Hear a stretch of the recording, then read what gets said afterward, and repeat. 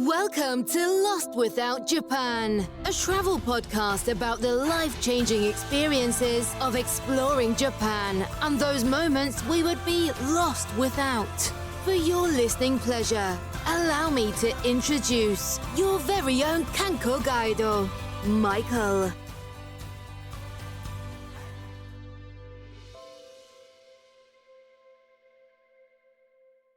Welcome to a special Lost Without Moments bonus interview episode of the Lost Without Japan podcast. Our bi-weekly podcast is focused on getting you to Japan for your first visit or to make your next adventure to Japan even better than your last. Today's special interview episode is with Ido Gabay, a member of Hokkaido Nature Tours, which is currently ranked #1 on TripAdvisor. And even without that, there's so many positive reviews for his company that really speaks volume to the quality of service you can look to expect after reaching out. When we talk in our episodes about getting off that golden route to different parts of Japan, his tours, his company will provide some truly unique and memorable experiences for you. This is your director of travel for TKIC Studio Productions, coming to you with positive thoughts and excitement for your next journey to Japan and his own return in late 2024. I'd like to thank you all for giving me a bit of your time today and hope that this podcast finds you in a good place or on the path to a better one, no matter how it may seem at this moment. My belief is we could all use a beacon like this one in our lives to help guide us during these times, and my hope is that Japan, along with this show, will become that for you. If you're new to the podcast, welcome. If you're a returning Lost Without listener, thank you for your time and returning once more. For today's show, let me introduce a special guest and founder of Hokkaido Nature Tours and hiking and climbing guide extraordinaire. I must say, Ido, that it's amazing how life can randomly introduce you to some wonderful people at times that leads to you actually being introduced to additional ones. I'm so thankful for our past guest, Susan Span, author of Climb, and so many other great books providing just that, which led to you and I getting to chat today. Having my plans to move to Japan a bit later on in life and wanting to enjoy Japan in as many unique ways as possible before I'm constantly looking out for resources and things that myself and listeners of the show can find to, when we move, when we travel, just get the most out of our time in Japan. So welcome, Ido. Thank you. Thank you for that very generous introduction as well. We love what we do. We're passionate about it, and we have years of expertise. So looking forward to sharing about my journey and about Hokkaido on your podcast. Truly, thank you so much for making time for our listeners today. I just wanted to start our interview off with just a little bit of an opportunity for you to kind of go into your backstory, how you kind of got to your this point today. Like getting into Japan, all the traveling you did. This portion, the Ido section, is up to you to share about yourselves and just what led to you having a travel guide business in Japan. Yeah, it was a long and winding road for sure. So when I grew up in America, and I spent most of my childhood there, university there as well. And up to the point I was 21 years old, I had been to exactly 3 countries. So one of them was Canada, right? Just across the border, because I grew up near Boston. So it certainly wasn't well traveled. To this day, I've never been to the most amazing parts of America's nature in the West Coast, So I didn't grow up in a traveling family. But, we always had some connection to nature. We skied from a young age, or we would go camping occasionally. In America, it was car camping, so you have the half facilities. You kind of bring your house out to the campground. But it wasn't like a focus of my family's life, for sure not. And, I went to university. I studied economics and mathematics, and they all told me that I was going to be in finance and I was going to make the big money. And many of my friends have gone down that route from university. But I had some life experiences. during university, my friends, they all went abroad, didn't have that kind of money. My family didn't have that kind of money. So I ended up taking a semester off because I had extra credits at university, and I got a job for a company called Fidelity Investments. And I was living with a girlfriend, apartment in Boston, and working at a temp job within that huge financial organization. And she had two dogs as well. And so all of a sudden, my future life was kind of shown to me in a lesser form. I had the quasi wife, the quasi career, and the quasi kids. And it was all a bit much at age 20 years old. And while, I went back for a senior year of university, and while my friends were all interviewing for their career jobs, I said, okay, I'm not going to do that. I'm going to go and travel. And that's how I started backpacking. And at the time, I was like, who's going to come with me, because it's hard to set off alone. But all my friends were focused already on their careers and moving forward with that. So I just said, I have to go my own way. The best decision I ever made, because within a week on the road in Turkey was my first country backpacking. Within a week, I knew that that's what I wanted to do with the next part of my life. And so the next thing was just how to get that done, because I still didn't have any money. I actually sold my car to even afford that first trip. I remember I left America with $3,000, which, now is laughable, but that's what I hit the ground with. I made that last as long as I could. I was living on $20 a day, sleeping in, budget accommodations and eating at local, markets, and no splurges at all at that time. And so I crossed Europe, and actually, when I was still in Turkey, in Istanbul, I met a woman who just came back from teaching English in Korea. And so that was the first time I ever heard about teaching English in Asia and being able to finance travel and have a decent lifestyle. And I got a job online a few weeks later, maybe a few months later, during the middle of that trip when I was desperately short on money. I said, okay, this is the avenue I'm going to take. And it all worked out just like that. So I had a flight given to me, and I flew to Korea at the end of my Europe trip from the UK, where I crossed overland from Turkey to the UK, and I got to Korea. I remember I had $50 left. That's it. So my first time ever in Asia, and I landed with $50. But they took care of me just like promised. So an apartment was provided. I got an advance on my first paycheck, even, and everything was able to go from there. And yeah, I big time had the travel bug. So the only thing I really was caring about was backpacking. And in Korea, I had multiple jobs in order to save the most amount of money I could save. And then I went for long trips as long as the money would last. So my first Asian adventure, and then I taught English again in Taiwan. And then I did another extended trip. And then my third port of call was Japan. And when I was living in Taiwan, I first heard about teaching English in Japan through the JET program. And the conditions were fantastic. And it was more than that, though. The work conditions were better than I had in Korea and Taiwan, but also just hearing about the nature and the northern climate, which is where I grew up in. Growing up in New England, we had four seasons, and I was definitely inspired when I met one of the JET participants who was vacationing in Taiwan. And that's how I first came up here. So that job was harder to get. It's a lengthy process. And I recently just recorded another podcast about my experience teaching English with the JET program. But the process was worth it because you get treated really well and everything's taken care of for you on the government level with visas and also subsidized apartments. And I was placed in public schools here in Japan. And so I was here 3 years as an English teacher, and then went for my longest trip after that, which was it was a 3 year backpacking trip. And a lot of things happened on that 3 year trip, including meeting my future wife, who happens to be from the next island north, from Sakhalin. It's Russian island just north of Hokkaido. But we met in northern India, and we backpacked together for 2 years before deciding to come back to Japan to settle down a bit and start to work again and save some money, because the money doesn't last forever. So, especially your English teaching wages. So, yeah, we did that. I came back again as an English teacher. And during that second time as an English teacher, I had all kinds of challenges that weren't there the first time. The first time around, it was a very smooth sailing. And the second time around, it was more challenging in terms of the people I had to work with, the conditions. but it all led me to leave that job and start my life as an entrepreneur, and especially in travel.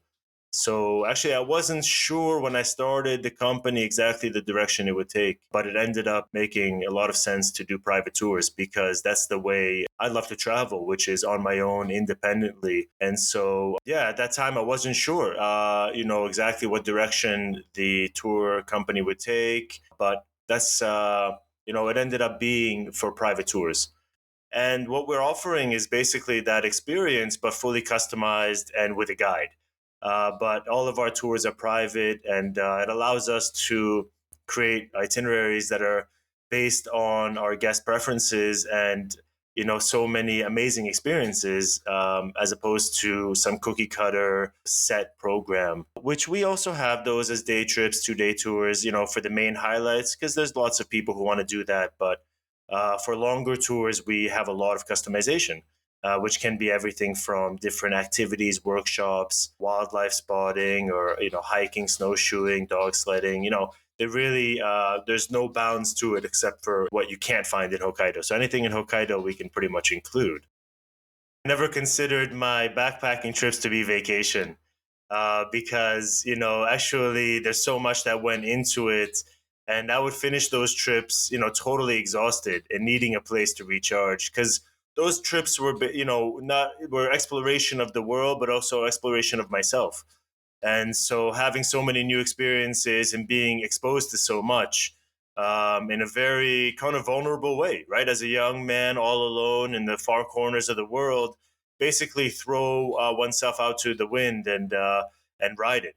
And so I hope your son has a similar experience, because it's very precious experience in my life, and it showed me the kind of life I want to have.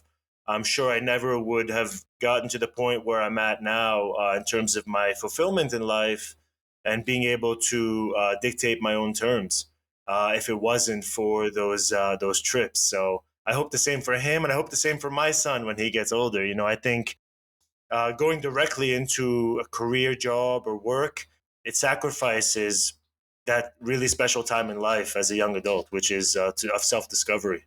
I believe a lot of that's sacrificed. Yeah.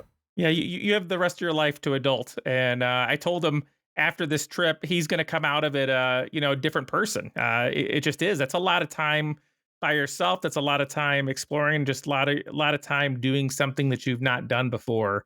And at least for me as a parent type person, I'm glad it's Japan that he's choosing to do it in, because for a safety, like all that different exploration and things. It's a great place to have that be your first place to try to do that.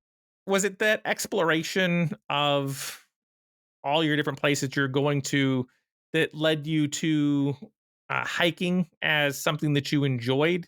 Because you said you didn't do a lot of traveling before, but you did do camping. What led to the hiking taking over as much of your life as it ended up doing? Yeah, actually, yeah, you're right that I didn't grow up like in a hiking family, and we had nature, but it was more just kind of passive, whether it be camping or at a ski resort, which is kind of controlled nature. So it wasn't until I got to, of all places, Bulgaria, because I was on that first trip in Europe from Turkey to the UK, and in Bulgaria. There were a couple other backpackers from the UK actually, and we ended up just doing a day hike together. But none of us knew where we were going. It was before the days of smartphones and GPS access everywhere, and so we just kind of roughed it. And they kind of had an idea, but it was a big adventure, and it was a great kind of introduction to it for me. And I went on a few more hikes. Very minor things. And then getting to Asia and starting and living in Korea, then had some other friends who were interested in that. And that's basically how it started. And it kind of grew from there. So I remember I did one of my first really dangerous hikes, which was in Fansipan, and in Mount Fansipan, which is the highest mountain in Indo-China, which is in northern Vietnam. It's about 4,000-meter peak, and I'd never been, that high before. And I decided to go on my own for whatever reason, and I almost died on that mountain. So having those experiences taught me so much. And, I just fell in love with the wilderness, the connection to the nature. And it's different. Being out on the mountain, really, the balance of power changes for sure. And we become very small, and we have to rely on our own abilities and our own judgments. So having those challenges, I really loved that as a young man, and I still love that today. Although, I'm much better prepared and I have much more experience. But yeah, those were the nascent trips. And then I got to the Himalaya. I remember my first time in the Himalaya, I was hitchhiking across Tibet, actually. It was just a mind blowing experience, to do the Kora around Kailash, to do Everest Base Camp on the Tibet side. And then I crossed into Nepal overland. And just having all those experiences and doing a long trek in Nepal, and that just set me off. And from there, my love of nature and of trekking only got bigger and bigger. And to the point that I just got back from Nepal again, my sixth time. So, I'm really, addicted to it. And, I just find so much freedom and connection and it's good for my soul. It's good for my spirit to be in the mountains. And even though Himalaya for me is really my kind of spiritual homeland, especially in terms of trekking, Hokkaido gives me that as well. And every nature spot, I can find that deep connection. So it doesn't have to be even a mountain, a wilderness spot. It can be a desert. It can be other places. There's a deep, ancient energy and rhythm that I connect to and that I'm a part of. Is it the nature connection that still, for the area of Hokkaido and things like that, excites you the most about hiking and exploring? Yeah, the nature connection, because a large part of my job now is office and managing the team. And so it's not like I'm in nature guiding every day. So, when I do go out to nature, it's always a wonderful experience, a wonderful feeling. And it doesn't always have to be hiking. We go on the lakes or on the sea and experience that. With the mountains, yeah, the level of challenge and the physical activity. I was an athlete as a child, and my whole life I've been active. So that's a big part of my life, just the physical activity. But I never feel like I'm hiking the same mountain, even though I've hiked some of these mountains countless times. I mean, dozens and dozens of times. Some of our, common day hikes, especially. The mountain is really different every time, and the conditions are different. And, the experience is different every time. And a large part of that now is the people I hike with and the challenges as a guide, to bring that out and to ensure safety and all the other aspects of guiding on an active volcano, on a mountain for people who maybe are not experienced. Maybe it's their very first time and had so many amazing experiences guiding others. So it's kind of an evolution for me, So even though I'm in a place that I'm very familiar with the mountains and I've done these hikes so many times, every time it's really unique and different. And I value that. It's an adventure for me as well as a guide, as well as the guests. Was Japan always an interest of yours, or was that just something that you came across due to the teaching or other things that you had experiences with? Yeah, I never grew up as a Japanophile, and actually, I didn't have friends who were really into Japanese culture because when I grew up in the 80s and 90s. Japan was not the global brand for travel and entertainment that it is now. We just, we didn't know about anime, we didn't know about, all the amazing sites and experiences of Japan now that you can find on travel shows and Instagram. It just wasn't part of the popular culture. And so, growing up, I never thought I would come to Asia, particularly. I didn't, I wasn't a traveler, and my family weren't travelers, and that wasn't part of my consciousness. And it wasn't until I first came out here for the English teaching work in South Korea that that Asia was on my map. I didn't go to Europe as a way to get to Asia. It wasn't anything like that. So I grew up in a different era. Nowadays, you have Japanese food everywhere. Japan is, I would say, definitely top five countries in the world in terms of destinations that people want to go to. And maybe not maybe even like top. It's amazing how many people I meet and they say that is the one place in the world I can't wait to go to because Japan is so unique. One thing I like to point out for a lot of these destinations that people might think that Hokkaido, Sapporo, those locations are usually thought of sometimes just as a winter destination, but it's really an all year destination that offers so many different things. Could you talk to the audience just about some of those things that would be of interest that aren't necessarily with that snow time, winter time, and things like that? For sure. And, I'll add that Hokkaido has developed so much in 20 years that it's amazing the range of activities that are now available here. And sometimes I joke that it's like Hokkaido was created by a travel lover, because it's really incredible what's available here. So truly a four-season destination. Now we're heading into spring as we're recording this. This is now mid-April, and very soon we'll have sakura. So Hokkaido has very underrated sakura, and in the south of Hokkaido, it rivals what you can find in Honshu. Massive sakura parks with hundreds of flowering trees simultaneously, with some places having over 100 varieties of different types of sakura trees. It's really amazing. But that's a specialty for sure for southern Hokkaido. As you get into central, eastern, northern Hokkaido, the sakura becomes less and less prominent and less impressive. In spring season at those places, there is spring wildlife in the east. Things, animals that come here, whales and Dall's porpoises, and there's wildlife spotting. Bears are coming out of hibernation. For the hiking, most of the mountains are still covered in snow. And it's a great season for snowshoeing up at the high mountains because it's getting warmer and warmer, and we can be snowshoeing sometimes in t-shirts up on beautiful snowpack and reaching amazing places in very amenable conditions.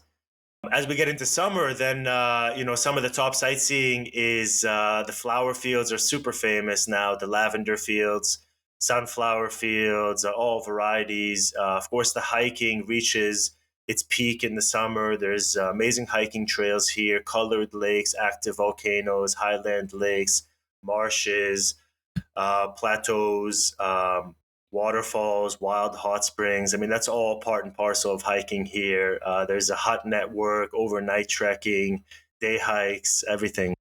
Japan's largest national park is in Hokkaido. That's Daisetsu-san National Park. And in eastern Hokkaido, the wildlife spotting continues, and the bears really start to get more prominent. And as we get into the fall season, incredible fall foliage that rivals what I grew up with in New England, and famous all over Japan. It's a popular time for Japanese to come here to experience the koyo, the early koyo, which starts here in mid-September and goes all the way into early November, because Hokkaido has quite a lot of variety from north to south and east to west. And of course, that's the best season for the bear spotting and the salmon runs in eastern Hokkaido. The tancho cranes, start to gather in large numbers as they feed in the farmers' fields. And that pushes over into winter in early to mid-December. We start to get snow coverage across Hokkaido, predominantly in central Hokkaido in the snow belt. And Hokkaido is what I consider the world's best destination for powder snow. It's the number one in the world, in my opinion. My local mountain has, on average, over 20 meters of fresh snowfall a year. The snow base is regularly reaching 3.5 to 4 meters. And we have stretches where we have 60 days in a row with snowfall at the mountain, things like that. It's just incredible conditions. And although Hokkaido doesn't have the same level of terrain as North America or European Alps, the snow is unmatched and unrivaled. So we have a lot of people that come in the winter for skiing and snowboarding, which we actually don't guide.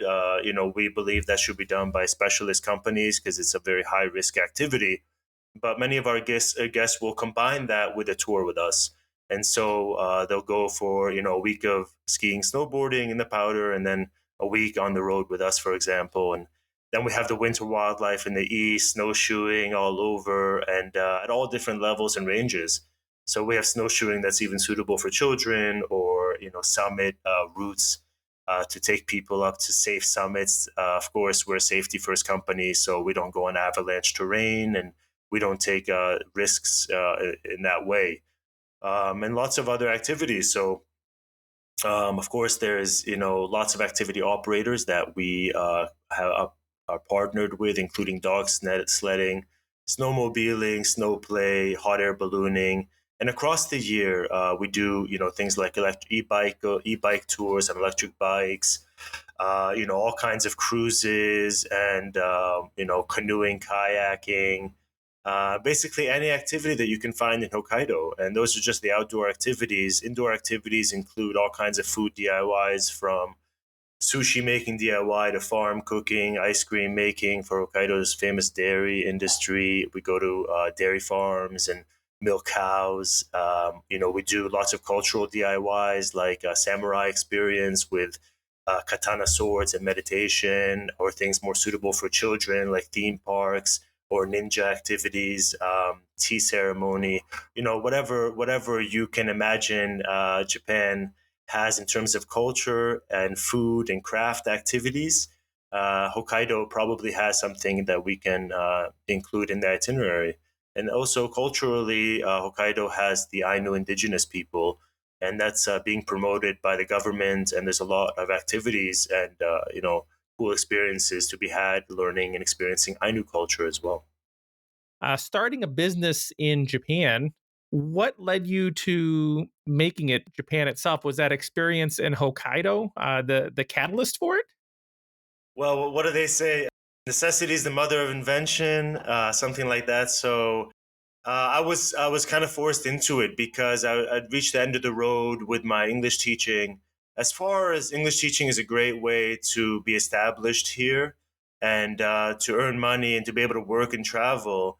Um, it's quite limited in terms of what one can accomplish, particularly with my program, where I was an assistant language teacher. So I wasn't, a fully licensed teacher, and nor did I want to be. Japanese teachers have very difficult jobs, and there's a lot of hardships that they endure.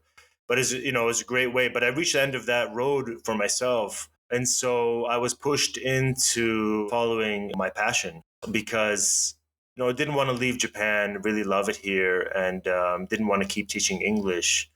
So wanted to transition into something else. And what I found was very surprising, which is Japan is very, very friendly and welcoming to entrepreneurs, to foreigners. Foreigners here can own their own businesses. They can own 100% of land and buildings. Don't need to have Japanese partners by law. And if you do things in the Japanese yarikata, the Japanese procedure, there shouldn't be too many hurdles. And of course, being a foreigner here, and I'm not reading the kanji, and I'm not at that level of Japanese where I can work through government paperwork. That involves hiring people and investing in people here to help. But in terms of the legality and the legal processes and procedures, having a good team, there should be no reason why somebody can't succeed here. And I believe for foreigners, there's so many opportunities in Japan because the Japanese, culturally speaking, they are much more prone to following a set idea, a set way of doing something. And that creates a lot of opportunities for foreigners who are willing to think outside the box and maybe take some risks or do things procedurally that are different. And in terms of our tour company, one way that manifested was all the customization, right? So within Japanese companies, it's really hard for them to customize. They're not built for that. They're built that they have a way of doing something, and it tends to be more rigid. Now, of course, that's not like universal. It's not everybody, but the majority of the people, in Japan operate that way, and majority of businesses. So having a business that's focused on Western ideals, which is, much more customization, the guests come first, the guests are a priority, and having amazing itineraries and unique itineraries is, part of the fabric of what we do. I think that sets us apart from Japanese companies because, they're not really built for that. They have their own strengths and weaknesses, but in terms of customization and this, very independent travel, non-group travel, it's something that we can really, specialize in. And we've started another business as well during the COVID time. Obviously, there was almost no tourism, international tourism in Japan, and so we started another business, which is based on English experiences with foreigners here for Japanese families. And again, we were able to do so outside of the normal paradigms of English experiences and bring our own originality to it. And it's a bit harder to introduce those ideas to the Japanese market because they're looking for the true tried and tested ways. But in terms of international tourism with our tour companies, we're following a blueprint that's been around for a very long time with international travel, which is customization and unique experiences and experiential tourism. If you were going to reach out to someone that's looking to book with you, what are some things you might want to have them know, as they're reaching out to you? We're an open door company, so we have people coming in. Some of them are very, very knowledgeable about Japan and have been here many, many times. And others, it's their first time and they don't know much. And we, guide people through the process of booking a tour with us and figuring out what they want to do at all levels. And so I wouldn't say there's any prerequisites to contacting us, but for sure, if a person, or a group knows, their interests and what they would like to do, but regardless, we follow up. We give a large range of activities, so the starting point for our company is our website. You can go there, and there's contact forms. You can contact form either from custom made tours or 2 day tours or day trips or all of them, and just open up communications with us, and we'll follow up and offer a lot of options to choose from, and we'll just take it from there. And sometimes it's a straightforward progress where the guests know more or less what they want. And other times we need to have multiple emails back and forth to make sure, and before we ever get started creating the itinerary. But the process is not difficult, and we're experts at it. So it's our job to make sure that we know exactly what the guests want before we start creating the itinerary. And if we're not successful the first time, then we try again. And we make multiple versions of the itinerary as necessary, and we're happy to make edits until everybody's satisfied with the outcome. It's a pretty straightforward process of needing a deposit to secure your tour, and then we proceed with the reservations. Again, we send an updated version of an itinerary to make sure everyone's happy. And if not, we can make changes to the accommodations or otherwise. And then it's just a countdown until the tour. And of course, we share information about the guide and what to expect, and the rest leave it to us. So, the beautiful thing about private tours with us is the guests don't need to be stressed. They don't need to be worried. We're experts at making changes, making adjustments. Obviously, there's a lot of unpredictable things that happen on tour, winter season, particularly with weather and closures and things like that. We have so much experience navigating all that. So for us, it's important that the guests have a great time and a worry free time. And they just leave all that to us. And we have a whole team that's active, not only in the tour planning, but during the tour. All of our guides are in-house guides, so they're all trained. We never use outsourced guides, and we have a tried and tested system that is a big asset for our guests, because all kinds of things happen. Sometimes relating to itinerary changes, sometimes guest health. We had one guest wake up in the morning and they cracked one of the molars on their teeth, so right away we had to take him to emergency dental surgery. That's okay. The tour in the afternoon could carry on, so all kinds of things happen while we're on tour, and we're experts at managing that. I like it, my friend. And what are some of the most popular things that people reach out to you to end up doing with your company? I'd say only about 25% of our tours actually have mountain treks as part of the tour, although almost all the tours have nature trails, which, are much more accessible and, don't require the fitness or the exposure of being out on a mountain summit hike. So, we're able to bring nature to all kinds of groups. Even, snowshoeing last winter with infants, the parents were happy to put their infant in a baby carrier and snowshoe to some amazing spots. So the nature is a big part of what we do, but ultimately we're totally customizable. Recently, last month, we had a tour with someone, with an elderly person who was wheelchair bound. And we offered them a fantastic tour as well. So there's no prescription or there's no, set recipe for our tours. It's really customized. And in terms of popularity, in the spring, it's a shame to miss out on our beautiful sakura. So, we do, more tours in southern Hokkaido. In the fall, for wildlife viewing, and winter, we head out to the east. That's where the hot spots are. So, we are very seasonal in terms of our planning. And, guests, when they come, they can be assured that they're not only going to have a tour that matches their preferences, but they're going to have a tour that is taking advantage of the best highlights in that period. And sometimes the best highlights in a period can be a matter of 2 weeks this way or 2 weeks that way. So it's really very specific to tour dates and preferences. Sounds fantastic, Ido. For someone that might be looking to do what you do, be not necessarily running a business, but maybe they want a guide, what are some recommendations that you might give to someone that's in the States or just elsewhere in the world, Australia? We have listeners kind of all over that would look to maybe want to go to Japan and be a guide themselves. Yeah, what I would say is for a country that's as unique and specialized as Japan, where there's a language barrier, there's cultural barriers, I would say that spending time here and getting to know Japan is really important for guiding here. Of course, exceptions are there, such as in the skiing and snowboarding industry, where a lot of the tours are focused exclusively on skiing and snowboarding, and so knowing Japanese or knowing the culture is not as important for those companies, and they do hire a lot of people that are just seasonally here for the skiing and snowboarding with customized tours and the amount of areas and culture that we cover.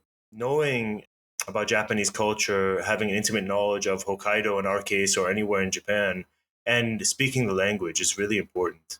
And so I would recommend for people who are thinking about guiding here and doing year-round tours that are not don't have a very small specialization, but are more general tourism, then you got to come here. You got to come here and experience Japan, and you got to see if you like it. Actually, Japan is one of those places that it's kind of like India in that you cannot really know what Japan is going to be like and perceive Japan without the experience of being here. And because it's so culturally different, and I often say Japan and India are like in the opposite sides of the spectrum in terms of human experience, and the rest of the countries are somewhere in the middle. If you're, for example, from Australia and you're going to Europe, you have a very good idea culturally of what to expect, but in Japan, you really don't. And so coming here and experiencing it firsthand is crucial. There's the classic 4 stages of culture shock as described by, seasoned travelers. And in Japan, those 4 stages can be, drawn out and they can take a long time because there's such a gap in language and culture. So I would say a great way to come for Westerners and native English speakers is by teaching English because the job is not that demanding and you can really focus on the Japan experience even while you're working here. In terms of working professionally at higher level companies and careers, Japan ranks among the last place in all of East Asia for attracting skilled career type workers, and because the work conditions here are very tough. And so I don't know if I would recommend that, even though it might be a good way to get to Japan. The work stress maybe will overshadow the experience one would have here. But coming here, there's other options as well for subsidized travel in a way. Woofing is still popular here, where you can work on farms. There's a lot of part-time labor jobs that are available here in farming, and others are being created all the time because there's a big labor shortage here. Within our company, we require Japanese. We require 2 years residency in Hokkaido in order to guide for our company. And so it wouldn't be really applicable for people that are coming first time. But for others who have more experience here and are looking to relocate, definitely being a guide here is a wonderful, wonderful occupation. Love it, Ido. Thank you again. Is there anything else that you would like to share in regards to your tours, your company, those type of things before we look to start winding things up? Not really. Special thanks to Susan for connecting me with you, Michael. And Susan is a very special place in our heart. And she's actually coming back for a third tour with us this September. So I'm really excited. I'll have the chance to guide for her again. But other than that, you can find us on social media. Of course, the Instagram and Facebook main portals and TripAdvisor if you want to see reviews, as well as Google itself. And very easy to contact us via our website, through the contact forms, or just directly via email. Hokkaido Nature Tours at gmail.com is a good landing place. And we just look forward to having a lot more great tours and wonderful summer ahead. And just special appreciation. Thank you, Michael, for promoting us and having us on your show. Truly was enjoyable just getting to have a bit of your time, hear some of your stories, and I am very excited for anyone that reaches out to you, just in the opportunities that they'd get to have with this. So thank you again for just setting aside time today. Thank you. Appreciate it. Looking forward to the podcast. Thank you again for joining us on behalf of Lost Without Japan and the entire crew. I'd like to thank you for joining us today for this interview. We look forward to seeing you on board again for our next regularly scheduled episode as we continue our discussion on Japan, travel, culture, and your Lost Without moments. To everyone out there, Oginki Day. Stay well, my friends.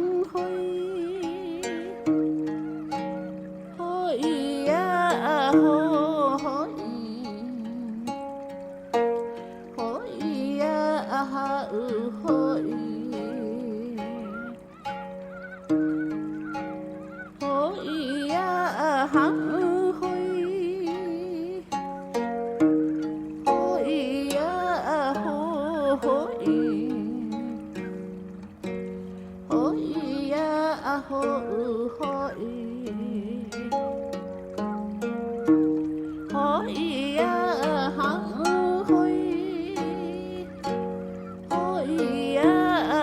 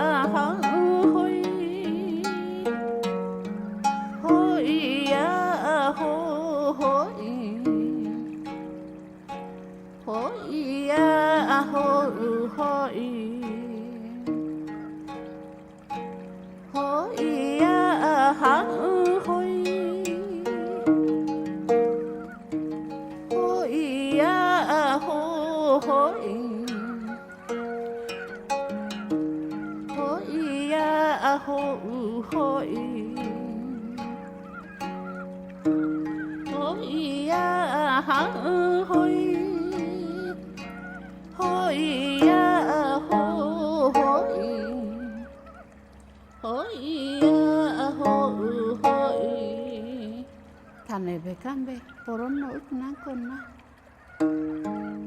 Pirikana.